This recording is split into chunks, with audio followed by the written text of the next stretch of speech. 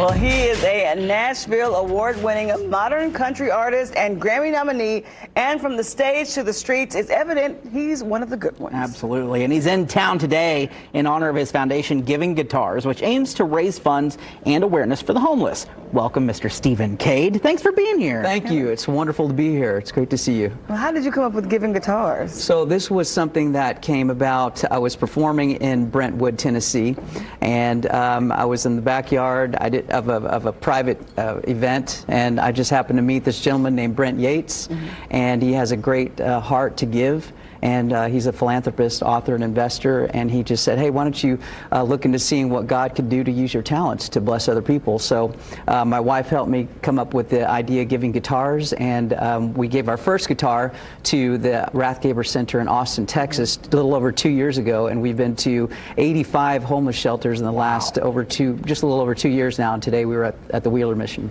Yeah, so what led you to Indianapolis and Wheeler Mission? Yeah, so, you know, a lot of times we'll just get people that will send us emails or messages, and we were already at the Holy Family Shelter here in Indianapolis, as well as the Horizon House. Okay. So they were telling us a little bit about the Wheeler Mission and the great things that they do, and we're like, well, we got to come back and bless them with a guitar. And what is what is the most amazing thing about this whole thing? Really seeing people lifted up by music, because music is healing. It's powerful. It inspires. It lifts up people. Today we're at the Mission, and I mean, if you've ever been to a homeless shelter, I always say it's not in a country club, you know, and it's not, you know, it's people are there. They've been broken. They've been abandoned. They don't have food. They don't have shelter. So it's a little bit. It can be somber. But if you come in and you use the guitar as hope, you just see their faces light up. You see their mood change. You see color come back to their face. I mean, it's tremendous. It must be so fun, too, getting to hear some of those stories, because music can break down some of those barriers, right? It allows us to feel more comfortable when we're around that. So I'm sure you hear some amazing stories. You nailed it. It breaks. It's an atmosphere breaker, and music is really a chain breaker. I mean, God gave it to us for that, and everybody has a little bit of different taste in music. Some like classical, some like jazz, some like hip hop. But you know, I'm from Houston, Texas, so I'm a little bit partial to country, but. Yeah, so it just depends. So how does this compare to music? Like, how does what you do, like, at the shelters compare to music?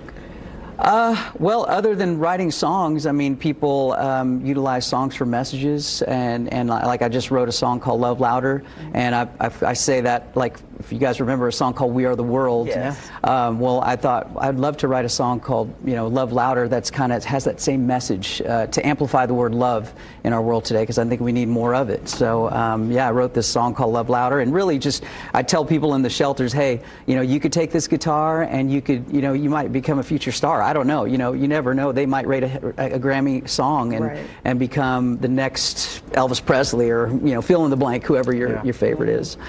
What I love, too, is this is a family affair, because you brought your whole family with you. They're lovely, by the way. Thank you. What's that like, being able to share this with your wife and your kids, and being able to let them see the other side of this business? Well, I think it's great for kids to see that everything isn't always just handed to you, and I think that it's a great representation for them to go forward and really pass it on to generations of giving, because I mean, you're not living unless you're given. And you know, I think that for them, I've always wanted them to be just aware of that. Look, life is sometimes it's challenging. It has pitfalls. It's got troubles, and people out there, you don't just like live in a bubble.